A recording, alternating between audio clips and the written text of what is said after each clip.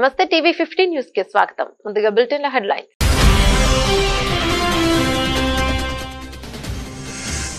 టారిఫ్లపై చర్చలు జరిపేందుకు సిద్ధమని మరోమారు ప్రకటించిన అమెరికా అధ్యక్షుడు జపాన్, సౌత్ కొరియాల ప్రతినిధులు చర్చలకు వస్తున్నారని వివరణ.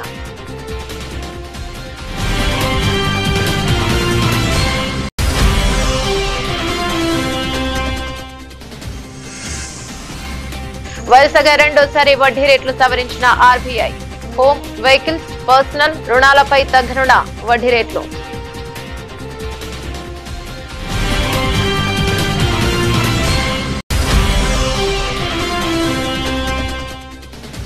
భారత్ కు రేపు 26/11 ముంబై ఉగ్రదాడి సూత్రధారి తహవూర్ రానా అప్పగింత కార్యక్రమాన్ని నిశితంగా పరిశీలిస్తున్న అజిత్ దోవల్. కేంద్ర హోంమంత్రిత్వ శాఖ.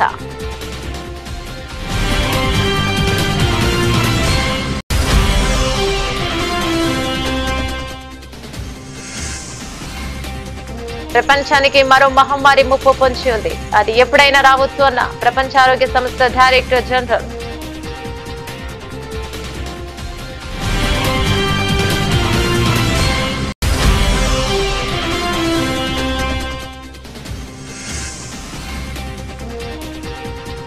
వర్క్ సవరణ చట్టం అమల్లోకి వచ్చింది. గెజెట్ విడుదల చేసిన కేంద్రం.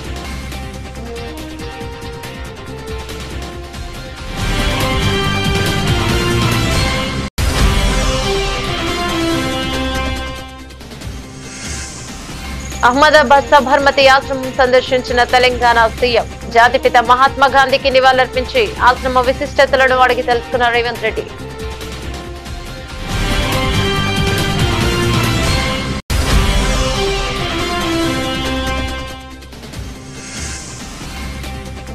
పవన్ కుమారుడు మార్క్ శంకర్ కు కొనసాగుతున్న చికిత్స. నేరుగా ఆసుపత్రికి చేరుకుని కుమారుడిని చూసిన డిప్యూటీ సీఎం.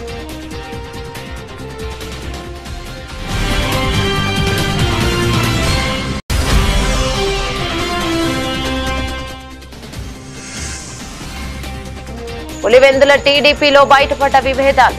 మంత్రి సవిత సమక్షంలో బాహాబాహీకి దిగిన బీటెక్ రవి, రామ్ గోపాల్ రెడ్డి వర్గాలు.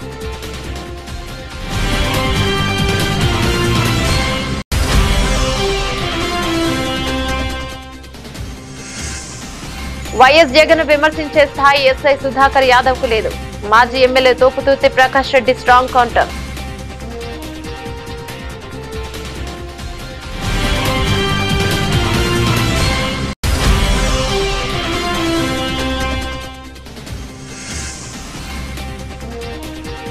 Trump tariff war. భారీ నష్టాల్లో మొదలైన భారత స్టాక్ మార్కెట్లో.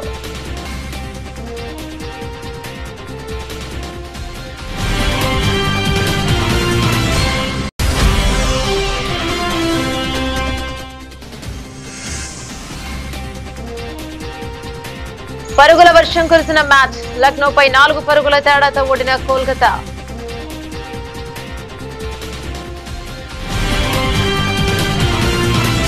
అమెరికా నుంచి భారీ ఎత్తున సుంకాలు వసూలు చేస్తున్నాయని ఆరోపిస్తూ ఆ దేశ అధ్యక్షుడు డొనాల్డ్ ట్రంప్ పలు దేశాలపై ప్రతీకార సుంకాలు విధించిన విషయం విదితమే. తమ దేశం విధించే సుంకాలకు అనుగుణంగానే ఆయా దేశాలపై తాను టారిఫ్లు వసూలు చేస్తున్నట్లు ట్రంప్ చెప్పారు. తాజాగా ఈ టారిఫ్లకు సంబంధించిన కీలక వివరాలను ట్రంప్ వెల్లడించారు. మంగళవారం వైట్ హౌస్ లో కేబినెట్ సభ్యులు మీడియా ప్రతినిధులతో మాట్లాడుతూ తాజా టారిఫ్లతో అమెరికాకు కనివినేరుగని రీతిలో డబ్బు వచ్చి పడుతోందన్నారు. రోజుకు $2 బిలియన్ అమెరికా ఖజానాలో జమవుతున్నాయని తెలిపారు. అమెరికాకు దిగుమతయ్యే అన్ని వస్తువులపై వసూలు చేస్తున్న కనీస టారిఫ్ సొమ్ము కూడా ఇందులో ఉందన్నారు.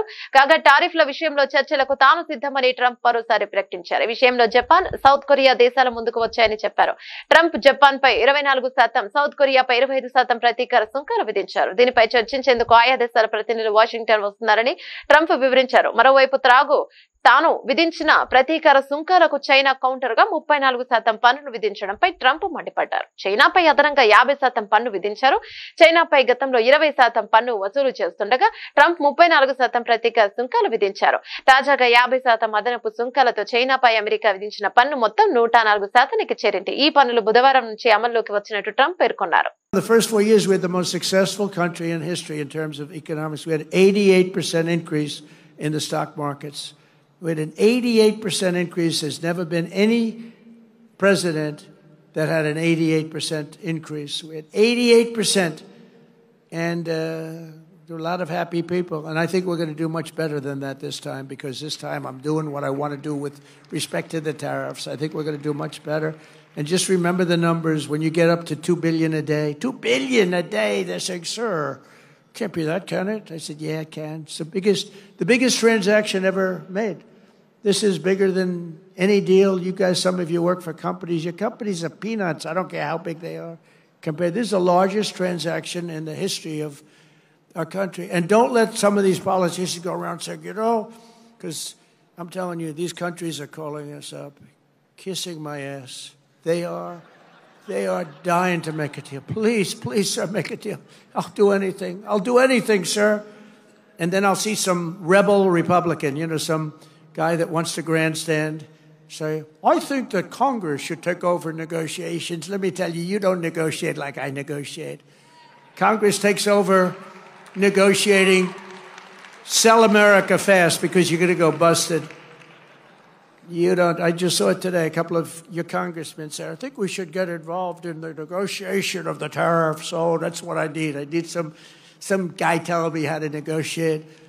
I tell you, the happiest people in the world would be China. They wouldn't be paying 104%. I tell you, they'd be paying no percent. We'd be paying them 104%. That's the beauties. These guys, we gotta.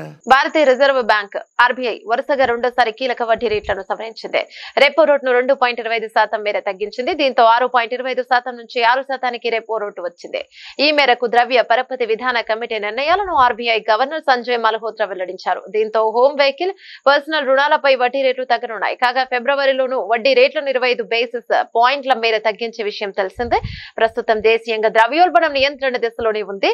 2025 ఫిబ్రవరిలో retail ద్రవ్యోల్బణం 3.6%కి దిగొచ్చింది. ప్రధానంగా ఆహార పదార్థాల ధరలు తగ్గుముఖం పట్టడంతో retail ద్రవ్యోల్బణం తగ్గింది. ఈ క్రమంలోనే బలహీనంగా ఉన్న ఆర్థిక వృద్ధికి ప్రాధాన్యత ఇవ్వడం కోసం రేటును తగ్గించింది. ఇక ఇటీవల అమెరికా అధ్యక్షుడు డొనాల్డ్ ట్రంప్ ప్రకటించిన ప్రతీకార సుంకాల ప్రభావంతో ప్రపంచ వాణిజ్యంపై ఆందోళనలు పెరిగిన సంగతి తెలిసిందే. దీంతో యుఎస్ కు కీలక ఎగుమతిదారుగా ఉన్న ఇండియాలో ఆర్థిక ఒత్తిడిని ఎదుర్కొనేందుకు దేశీయంగా వినియోగం, పెట్టుబడుల సామర్థ్యాన్ని కొనసాగించేందుకు వడ్డీ రేట్లపై ఆర్బీఐ కోత విధించింది. And now I come to the decisions of the Monetary Policy Committee.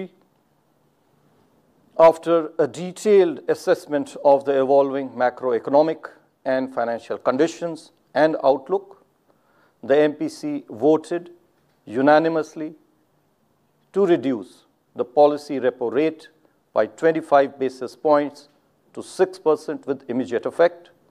I repeat, the MPC voted unanimously to reduce the policy repo rate by 25 basis points to 6% with immediate effect. 2008 Mumbai ఉగ్రదాడి సూత్రధారి తహూర్ రానాను రేపు భారత్ కు తీసుకొచ్చే అవకాశం ఉన్నట్టు తెలుస్తోంది.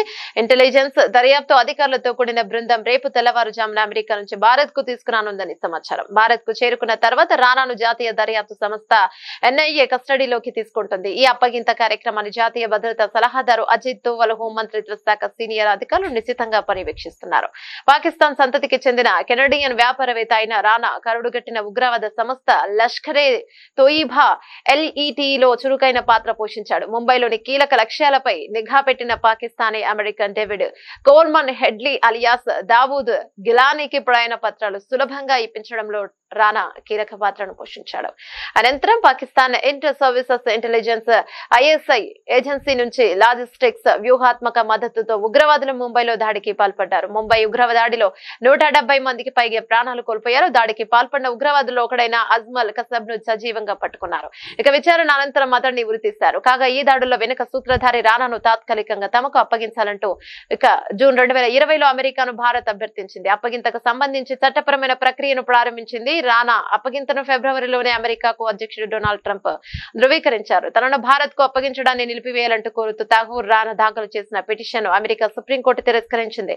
64 ఏళ్ల ఈ వ్యాపారవేత్త ప్రస్తుతం లాస్ ఏంజల్స్ లోని మెట్రోపాలిటన్ డిటెన్షన్ సెంటర్ లో ఉన్నాడు. ప్రపంచానికి మరో మహమ్మారి ముప్పు పొంచి ఉందని ప్రపంచ ఆరోగ్య సంస్థ WHO director general Tedros Adhanom హెచ్చరించారు. ఇక మరో మహమ్మారి అనివార్యమని కూడా ఆయన స్పష్టం చేశారు. అయితే అది ఎప్పుడనేది ఖచ్చితంగా చెప్పలేమని తెలిపారు. WHO పాండమిక్ అగ్రిమెంట్ పై జెనీవాలో నిర్వహించిన 13వ పునః ప్రారంభ సమావేశంలో ఆయన మాట్లాడుతూ కరోనా వల్ల ప్రపంచం ఎదుర్కొన్న పర్యావరణాలను గుర్తు చేశారు. పరిస్థితులు పూర్తిగా చక్కబడే వరకు మరో మహమ్మారి ఆగదని, అది ఎప్పుడైనా సంభవించవచ్చని హెచ్చరించారు. అందుకు 20 ఏళ్లు పట్టవచ్చు లేదా రేపే సంభవించవచ్చని వ్యాఖ్యానించారు. ప్రతి ఒక్కరు కూడా మరో మహమ్మారికి సిద్ధంగా ఉండాలని సూచించారు. కరోనా సృష్టించిన విలయాన్ని మనందరం చూసామని, ఈ మహమ్మారి కారణంగా అధికారికంగా 70 లక్షల మంది చనిపోయారని చెప్పినప్పటికీ ఆ సంఖ్య 2 కోట్లు దాటి ఉంటుందని అన్నారు. ప్రపంచ ఆర్థిక వ్యవస్థ $10 ట్రిలియన్ కంటే ఎక్కువ ఆర్థిక నష్టాన్ని చవిచూస్తుందని ఆయన పేర్కొన్నారు. వర్క్స్ సవరణ చట్టం 2025 అమల్లోకి వచ్చింది. ఈ చట్టానికి సంబంధించిన బిల్లు ఇటీవల పార్లమెంట్ ఆమోదం పొందింది. విషయం తెలిసిందే. దీనిని అమల్లోకి తీసుకువస్తూ కేంద్ర ప్రభుత్వం నేడు నోటిఫికేషన్ జారీ చేసింది. పార్లమెంట్ ఉభయ సభల నుంచి ఆమోదం పొందిన ఈ బిల్లుకు రాష్ట్రపతి ద్రౌపది ముర్ము ఆమోద ముద్ర వేశారు. దీంతో వర్క్స్ సవరణ బిల్లు చట్టం మారింది. ఈ చట్టాన్ని నేటి నుంచి అమల్లోకి తీసుకువస్తున్నట్లు కేంద్రం గెజిట్ నోటిఫికేషన్ ద్వారా తెలియజేస్తుంది. ఇక మరోవైపు ఈ వర్క్స్ చట్టంపై కాంగ్రెస్, మజ్లిస్ పార్టీల ఎంపీలు, ముస్లిం సంఘాల ప్రతినిధులు సుప్రీంకోర్టును ఆశ్రయించారు. దీనికి సంబంధించి మొత్తం 15 పిటిషన్లు దాఖలయ్యాయి. ఇక ఈ పిటిషన్లను విచారణకు స్వీకరించిన సుప్రీంకోర్టు ఈ నెల 16న విచారణ చేపట్టనుంది. కేంద్ర ప్రభుత్వం కూడా కేవియట్ విశ్లేషణ దాఖలు చేసింది.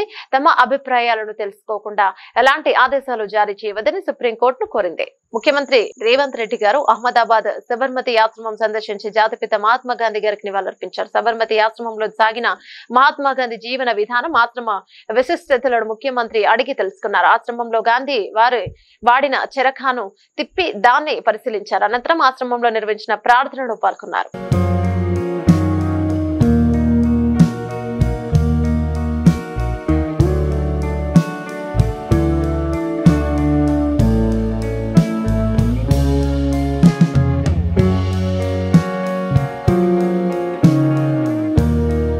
సింగపూర్లోని ఓ పాఠశాలలో జరిగిన అగ్ని ప్రమాదంలో AP deputy CM Pawan Kalyan చిన్న కుమారుడు మార్క్ శంకర్ పవనోవిచ్ కు గాయాలైన విషయం తెలిసిందే. ఇక ప్రస్తుతం సింగపూర్లోని ఆసుపత్రిలో మార్క్ శంకర్ కు చికిత్స కొనసాగుతుంది. నిన్న రాత్రి హైదరాబాద్ నుంచి సింగపూర్ వెళ్లిన పవన్ కళ్యాణ్ నేరుగా ఆసుపత్రికి చేరుకున్నారు.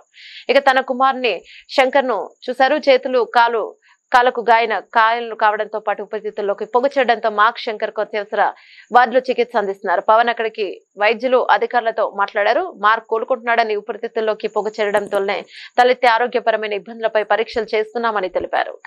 భారత కాలమాన ప్రకారం బుధవారం ఉదయం అత్యవసర వార్డు నుంచి మార్క్ ను వేరే గదికి మార్చినట్టు తెలుస్తోంది. ఇక మరో 3 రోజుల పాటు వైద్య పరీక్షలు చేయాల్సి ఉంటుందని ఆసుపత్రి వైద్యులు తెలియజేశారు. My wholehearted gratitude and heartfelt namaskars to Honorable Prime Minister Sri Narendra Modi ji for giving me a call and assuring me that everything is going to be all right. And he gave a great support through Indian High Commission in Singapore.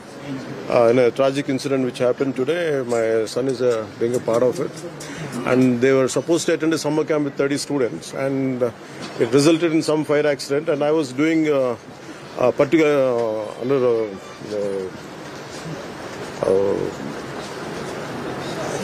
because and particularly vulnerable tribal groups related, some road foundation is there, which is called Adavitalli Bata.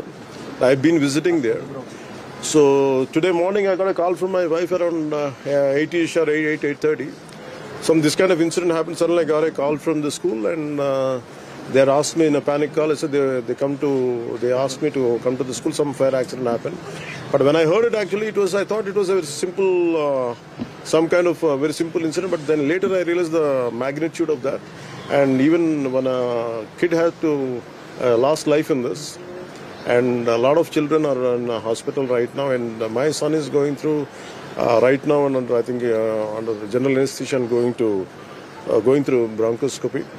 And Honorable Prime Minister Sri Narendra Modi ji has I got a call from PMO and saying that he heard about the incident, and he said whatever has to be done from our side, it will be done. And Honorable PMO has initiated dialogue with Indian High Commissioner over there, and whatever additional whatever support could be done through them, at least try to conveyed them to extend it. I'm very extremely grateful and KCR the సాగు భాష అయితే రేవంత్ రెడ్డి చావు భాష అని మాజీ మంత్రి Siddipet MLA Harish Rao పేర్కొన్నారు. పట్టాంచె నియోజకవర్గ ఇన్ఛార్జి ఆదర్శ్ రెడ్డి పాదయాత్ర అనంతరం సిద్ధి వినాయక దేవాలయంలో నిర్వహించిన ప్రత్యేక పూజా కార్యక్రమానికి మాజీ మంత్రి హరీష్ రావు హాజరయ్యారు. ఈ సందర్భంగా హరీష్ రావు మాట్లాడుతూ ఈ రోజు రాష్ట్రం అంతా కూడా కేసీఆర్ వైపు చూస్తుంది. ఏడాది పాలనలో ప్రజలకు పాలేవో నీలేవో అర్థమైపోయింది. రేవంత్ రెడ్డిని మాటలు తప్ప చేతులు లేవన్నది ప్రజలకు అర్థమైంది. రేవంత్ రెడ్డి కాంగ్రెస్ పార్టీ ఎన్నికలు ఇచ్చిన ఒక్క హామీ కూడా నెరవేర్చలేదు అని అన్నారు. ఇక మేము వస్తే ఫార్మాసిటీ భూములని రైతులకు వాపసిస్తామన్నారు. ఇప్పుడేమో 16,000 ఎకరాలు ఫార్మాసిటీ కోసం స్వీకరిస్తామని ప్రకటించారని హరీష్ రావు గుర్తు చేశారు. కేసీఆర్ ది సాగు భాష అయితే రేవంత్ రెడ్డిది చావు భాష. కేసీఆర్ ఎప్పుడు మాట్లాడినా మిషన్ కాకతీయ కింద చెరువులు బాగు చేయమన్నాడు, వాగుల మీద చెక్ డ్యాములు కట్టమన్నాడు, ప్రాజెక్టులు కట్టమన్నాడు, రైతులకు నీళ్లు ఇవ్వమన్నాడు, రైతులకు నీటి తీరువా రద్దు చేసిన భాష కేసీఆర్ది. రేవంత్ రెడ్డి మాట్లాడితే ఏమవుతాడు? ఏది పేగులు వీక్తా, మెడలేసుకుంటా, నేను తొండలు సొర్రగొడతా, తొక్కుతా, సంపుతా, సీరుతా, బట్టలు కూడా వీక్తా, గిద్దప్ప సాగు భాష తప్ప ఒక్క మంచి భాష మాట్లాడిండా ముఖ్యమంత్రి? కేసీఆర్ది సాగు భాష, రేవంత్ రెడ్డిది చావు భాష. ఇంతకు మించి నువ్వు చేసింది ఏమున్నది రేవంత్ రెడ్డి అని అడుగుతా ఉన్నా. ఇవాళ ఈయన పని ఢిల్లీలో కూడా అయిపోయింది. మొన్న బీసీల ధర్నా అని ఢిల్లీకి పోయిండు, ధర్నా పెట్టిండు. ధర్నాకు రేవంత్ రెడ్డి ఏం చెప్పిండు? నేను రాహుల్ గాంధీని తోలుకొత్తా, ప్రధానమంత్రిని ఒప్పిస్తా, పార్లమెంట్లో బిల్లు పాస్ చేపిస్తా అని మాట్లాడిండు. కానీ ఢిల్లీ దాకా పోయినాక అర్థమైంది ఏంది? ఈయన పిలిస్తే రాహుల్ గాంధీ రాలే. ఈయన ధర్నా పెడితే ఈయన పార్టీ నాయకుడు రాహుల్ గాంధీ ఢిల్లీలో ఉండి ధర్నాకు రాలే, అపాయింట్మెంట్ కూడా ఇయ్యలే. ఈయనకు లాస్ట్కి ఈయన వాపస్ వచ్చిండు. ఈయన వచ్చినాక తెల్లారి మాత్రం మిగతా పిసిసి అధ్యక్షుడు, ఉప ముఖ్యమంత్రిని అందరినీ పిలిచి సోనియా గాంధీ ఫోటోలు దిగింది, రాహుల్ గాంధీ ఫోటోలు దిగింది. రేవంత్ రెడ్డికి మాత్రం తలుపులు బంద్ పెడుతున్నారు. ఈయనని కలుస్తలేరు, వాళ్ళని పిలిచి ఫోటోలు దిగింది తప్ప ఈయన పిలిస్తే ధర్నాకు రాలే, ఈయన కలుస్తారంటే తలుపులు తెరవలే. ఇది ఇలా రేవంత్ రెడ్డి పరిస్థితి అయిపోయింది. వైసీపీ అధినేత జగన్ ఇలాఖా పులివెందులలో టీడీపీలో వర్గ విభేదాలు బయటపడ్డాయి. Pulivendula party incharge BTech Ravi, TDP MLC Ram Gopal Reddy మధ్య చాలా కాలంగా ఆధిపత్య పోరు నడుస్తోంది. ఈ క్రమంలో ఈ రోజు పులివెందుల్లో జరిగిన టీడీపీ విస్తృత స్థాయి సమావేశంలో ఇరు వర్గాలకు చెందిన వారు బాహాబాహీకి దిగారు. సమావేశం జిల్లా ఇన్ఛార్జి మంత్రి సవిత ఆధ్వర్యంలో జరిగింది. ఆమె సమక్షంలోనే ఇరు వర్గాలు గొడవకు దిగాయి. వేదికపై రామ్ గోపాల్ రెడ్డి ఉండకూడదని, వేదిక దిగిపోవాలని బీటెక్ రవి వర్గీయులు నినాదాలు చేశారు. దీంతో రామ్ గోపాల్ రెడ్డి వర్గీయులు కూడా పోటీగా నినాదాలు చేశారు. ఈ క్రమంలో పోలీసులు జోక్యం చేసుకుని ఇరు వర్గాలకు సర్ది చెప్పారు. అనంతరం విస్తృత స్థాయి సమావేశం సజావుగా కొనసాగింది. రామగిరి ఎస్ఐ సుధాకర్ యాదవ్ వ్యవహార శైలి మొదటి నుంచి వివాదాస్పదంగానే ఉందని, ఆయన కారణంగానే వైఎస్ఆర్సీపీ కార్యకర్త బీసీ నేత కురుబ లింగమయ్య హత్యకు గురయ్యారని మాజీ ఎమ్మెల్యే తోపుదుర్తి ప్రకాష్ రెడ్డి మండిపడ్డారు. ఎస్ఐ సుధాకరే కారణం, ఆయనే సరిగ్గా విధులు నిర్వహించి ఉంటే కురుబ లింగమయ్య హత్య జరిగి ఉండేదని ప్రశ్నించారు. మాజీ సీఎం వైఎస్ జగన్ ఉద్దేశించి ఎస్ఐ సుధాకర్ చేసిన కామెంట్లకు ప్రకాష్ రెడ్డి బుధవారం స్ట్రాంగ్ కౌంటర్ ఇచ్చారు. 27 రాత్రి పాపిరెడ్డిపల్లి గ్రామంలో జయచంద్రారెడ్డి ఇంటిపైన దాడి చేయలేదా? ఇదే నిందితులు, హత్య కేసు నిందితులు, ఈ నేరస్తులు దాడి చేయలేదా? 28వ తేదీ దాడి చేయలేదా? మరి ఎక్కడ పోయినాయి నీ ధర్మపన్నాలు, నీ ధర్మ సందేశాలు ఎక్కడ పోయినాయి? ఏ మూలం దాక్కున్నాయి నీ ధర్మ సందేశాలు? నీ నిజాయితీ గురించి మాట్లాడేటువంటి మాటలు ఎక్కడ నక్కినాయి? 27వ తేదీ ఇదే పాపిరెడ్డిపల్లిలో దాడి జరిగితే పోలీసులను పంపించావా? పోనీ నువ్వు వెళ్ళావు కదా, నువ్వే కదా ఎస్హెచ్ఓ, వెళ్ళావా? దాడి నిరోధించావా? ఆ దాడిని అడ్డుకున్నటువంటి కురుబ లింగమయ్య కుమారులు వారికి టార్గెట్ కాలేదా? అడ్డుకోవాల్సింది మీరు కాదా, పోలీసులు కాదా? మీరు చేయలేని పనిని తాము చేయాలనేసి ఆ దౌర్జన్యానికి ఎదురుపైన లింగమయ్య కుమారుల పైన కక్ష పెంచుకున్నది వాస్తవం కాదా? ఈ హత్య కేసుల ముద్దాయిలు పరిటాల సునీత తమ్ముడు, ఆమె తమ్ముళ్ళ కొడుకులు ఆ కురువ లింగమయ్య పైన కానీ వారి కుమారుల పైన కక్ష పెంచుకున్నది అందుకు కదా? మరి 27 దాడి జరిగి 28 దాడి జరిగి జయచంద్రారెడ్డి ఇంటి పైన నీ వైఫల్యం వల్ల 30వ తేదీ హత్య జరగలేదు, అదే గ్రామంలో లింగమయ్య హత్య జరగలే. మరి 28వ తేదీ పోలేపల్లి ఎంపీటీసీ కొడుకును ఇదే ముద్దాయిలు పిలిచి బెదిరించడం వాస్తవం కదా? నువ్వు పోయి కొండయ్య గంతిమర్రి ఎంపీటీసీని బెదిరించడం వాస్తవం కదా? ఇంత దిగజారాలన్నా సుధాకర్? ఎవరిని నమ్ముకొని నువ్వు చేస్తున్నావు ఇది? పరిటాల సునీత నీకు టికెట్ ఇప్పించేటువంటి సామర్థ్యం ఉందనుకుంటున్నావా? ఆమె పైన ఆమె అధిష్టానానికి నమ్మకం ఉందనుకుంటా ఉన్నావా? అవసరం తీరేంత వరకు చంద్రబాబు తర్వాత ఏ ప్రభుత్వం వచ్చినా ఆ ప్రభుత్వంతో చట్టపట్టాలు వేసుకొని పనులు చేసుకునే విధానం కాదు ఆమెది. ఆమె భర్త చంద్రబాబు నాయుడు గారిని తిట్టిన విషయం మీకు తెలిసినా, తిట్టే తిట్లు మీకు తెలిసినా, ఆమె భర్త కానీ ఆమె కుమారుడు కానీ మొన్న టికెట్ ఇవ్వలేదని బతికినప్పుడు ఆమె భర్త కానీ చంద్రబాబు నాయుడిని తొన్నినా కొడుకు అని తిట్టినారు. చంద్రబాబు నాయుడిని తొన్నినా కొడుకు అని తిట్టినారు పరిటాల కుటుంబం. ఎప్పుడు కూడా 4 గోడల మధ్య చంద్రబాబు నాయుడిని తిడుతుంది. వీళ్ళ ఉద్దేశం ఏంటంటే చంద్రబాబు నాయుడు వల్ల ఈ రాష్ట్రంలో తెలుగుదేశం పార్టీకి ఇమేజ్ లేదంట, పరిటాల రవి వల్ల ఈ రాష్ట్రంలో తెలుగుదేశం పార్టీకి ఇమేజ్ ఉందంట. ఇది వీళ్ళ అభిప్రాయం. మరి దీనికి అంతటికీ కారణం ఎవరు చెప్పను సుధాకర్. ఏ విధంగా అయితే ఈ కేసు నీరుగార్చే ప్రయత్నం చేశావు, నువ్వు నమోదు చేసిన ఎఫ్ఐఆర్, నువ్వు కంప్లైంట్ ఏ విధంగా తీసుకున్నావు? మీరు పోలీసులు 20 మంది ఆ హత్య సంఘటనలో పాల్గొంటే మీరు పోలీసులు వెళ్ళి అప్పటికప్పుడు ఒక కంప్లైంట్ కాగితం రాసుకొని చదువు రాని లోకజ్ఞానం లేని లింగమయ్య అన్న భార్య దగ్గరికి వెళ్ళి ఆమెతో ఏలిమూత్ర వేయించుకున్నారే. ఎలా వేయించుకున్నారు? కనీసం స్టేషన్ నుంచి ఒక ఇంక్ ప్యాడ్ తీసుకొని పోయినారా? అంత టైం కూడా మీరు ఇవ్వదలుచుకోలేదు. ఆమె కళ్ళకున్న కాటుకను చేతికి పూసుకొని ఇంట్లో కాటుక డబ్బీని తీసుకొచ్చి చేతికి పూసుకొని ఆ కాటుక డబ్బీతో కాదా ఆ కాటుకతో కాదా మీరు ఏలుముద్ర వేయించింది? అంటే నిజాల్ని మరుగున పరచడానికి మీరు ఎంత తాపత్రయపడ్డారో అర్థం అవ్వట్లేదా సుధాకర్? ప్రధానమంత్రి ముద్రా యోజన 10వ వార్షికోత్సవం సందర్భంగా రుణాలు తీసుకున్న మహిళలతో ప్రధాని నరేంద్ర మోదీ ఢిల్లీలోని తన నివాసంలో భేటీ అయ్యారు. ఈ సందర్భంగా ఓ ఆసక్తికర ఘటన జరిగింది. ఆంధ్రప్రదేశ్ కు చెందిన ఓ మహిళ మోదీతో మాట్లాడుతూ తనకు హిందీ రాదని చెప్పారు. దీంతో పర్వాలేదు, మీరు తెలుగులోనే మాట్లాడండి అంటూ మోదీ ప్రోత్సహించారు. అనంతరం ఆమె తన నేపథ్యాన్ని వివరిస్తూ 2019లో Canara bank regional centre for training లో జనపరా నార జూట్ బ్యాగుల తయారీపై 13 రోజుల పాటు శిక్షణ తీసుకున్నారు. ఆ తర్వాత కెనరా బ్యాంక్ వాళ్ళే 2 లక్షల ముద్రా రుణం ఇచ్చారు. 2019 నవంబర్లో వ్యాపారం మొదలు పెట్టాను. క్రమం తప్పకుండా వాయిదాలు చెల్లించడంతో 2022లో బ్యాంక్ అధికారులు 9.5 లక్షల రుణం ఇచ్చారు. ప్రస్తుతం నా దగ్గర 15 మంది గృహిణులు పనిచేస్తున్నారు. వారంతా గ్రామీణ స్వయం ఉపాధి కేంద్రంలో శిక్షణ పొందిన వారే. ఒకప్పుడు అక్కడే శిక్షణ పొందిన నేను ఇప్పుడు నాలాంటి మహిళలకు బోధిస్తున్నాను. ఈ అవకాశం ఇచ్చినందుకు ఎంతో రుణపడి ఉంటానని ఆ మహిళ పేర్కొన్నారు. ఏపీ మహిళ ఎదుగుదలను ప్రధాని నరేంద్ర మోదీ అభినందించారు. నాకు హిందీ రాదు సార్, తెలుగులో చెప్తాను. అవునా సార్. సార్ నేను నాకు 2009లో మ్యారేజ్ అయింది సార్. హౌస్ వైఫ్గా ఉన్నాను 2019 వరకు. మన Canara bank RSETI central government training ఇన్స్టిట్యూట్లోనే నేను ట్రైనింగ్ తీసుకున్నాను. జూట్ బ్యాగ్స్కి 13 days ప్రోగ్రామ్. బ్యాంక్లో చెప్పి నాకు 2 lakhs loan, Mudra loan sanction చేయించారు సార్. అప్పుడు నేను 2019 నవంబర్లో నా బిజినెస్ స్టార్ట్ చేశాను. కెనరా బ్యాంక్ వాళ్ళు నన్ను నమ్మి నాకు లోన్ ఇచ్చారు సార్ 2 lakhs. ఏమీ షూరిటీ లేదు, ఎవరు నాకు సపోర్ట్ చేయలేదు. Without surety 2 lakhs loan sanction అయింది. తర్వాత 2022లో మళ్ళీ కెనరా బ్యాంకు నా రీపేమెంట్ చూసి 9.5 lakh లోన్ నాకు శాంక్షన్ చేశారు సార్. ఇప్పుడు నా దగ్గర 15 members వర్క్ చేస్తున్నారు. 2 लाख से शुरू किया, 9.5 लाख तक पहुंच गए. Yes sir. How many people are working with you? 15 members sir. 15. All are housewives, all are RCT trainees. Rural self-employment training institute में training jute. I am also jute faculty also.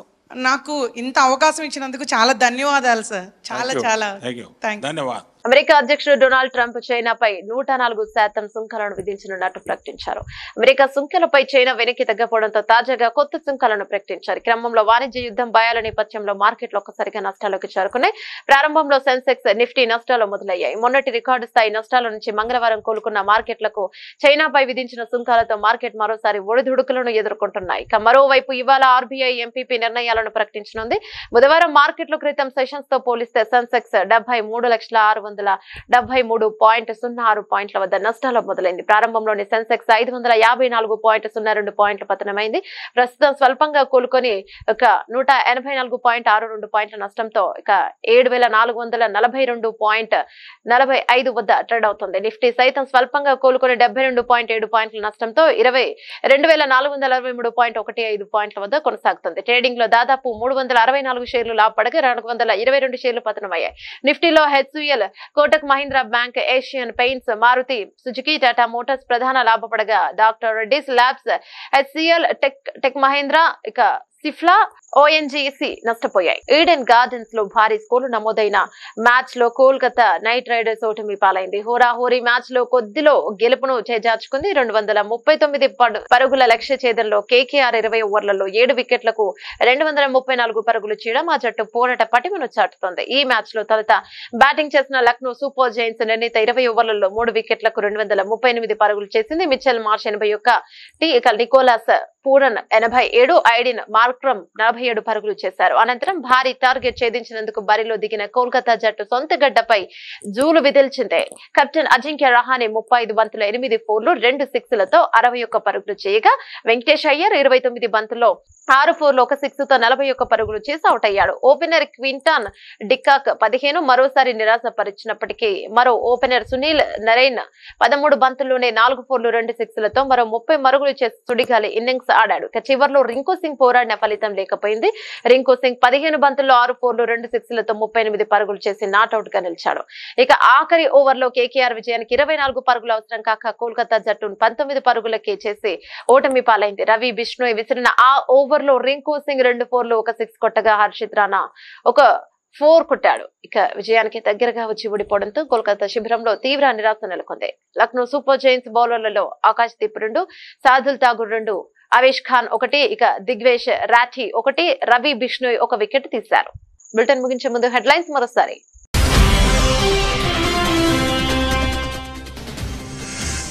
టారిఫ్లపై చర్చలు జరిపేందుకు సిద్ధమని మరోమారు ప్రకటించిన అమెరికా అధ్యక్షుడు. Japan, south కొరియాల ప్రతినిధులు చర్చలకు వస్తున్నారని వివరణ.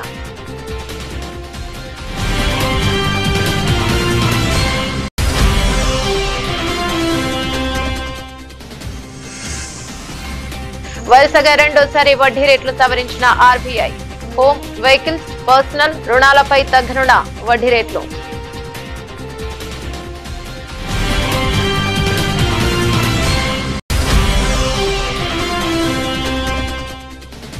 భారత్ కు రేపు 26/11 ముంబై ఉగ్రదాడి సూత్రధారి తహవూర్ రాణా అప్పగింత కార్యక్రమాన్ని నిశితంగా పరిశీలిస్తున్న అజిత్ దోవల్. కేంద్ర హోంమంత్రిత్వ శాఖ.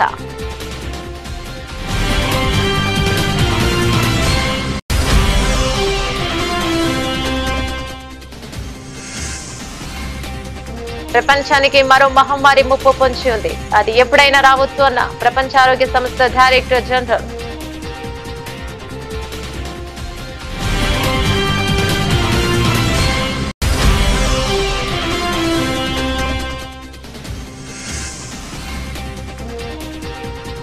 వర్క్ సవరణ చట్టం అమల్లోకి వచ్చింది. గెజెట్ విడుదల చేసిన కేంద్రం.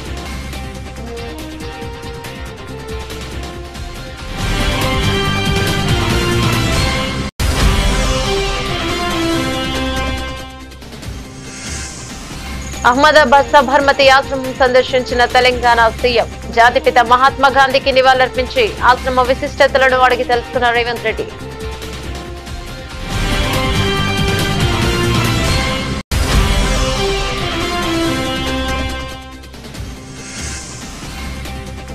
పవన్ కుమారుడు మార్క్ శంకర్ కు కొనసాగుతున్న చికిత్స. నేరుగా ఆసుపత్రికి చేరుకుని కుమారుడిని చూసిన డిప్యూటీ సీఎం.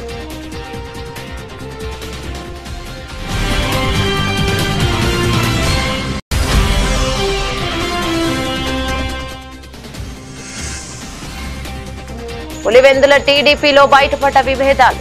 మంత్రి సవిత సమక్షంలో బాహాబాహీకి దిగిన బీటెక్ రవి, రామ్ గోపాల్ రెడ్డి వర్గాలు.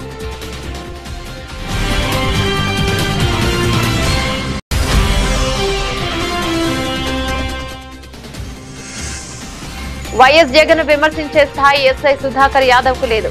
మాజీ MLA తోపుతూర్తి Prakash Reddy strong counter.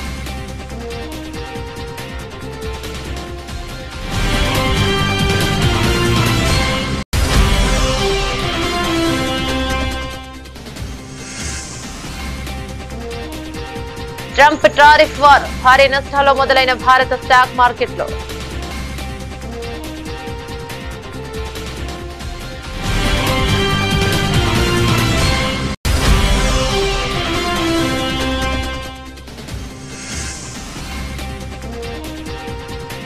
పరుగుల వర్షం కురిసిన మ్యాచ్. లక్నోపై 4 పరుగుల తేడాతో ఓడిన కోల్కతా.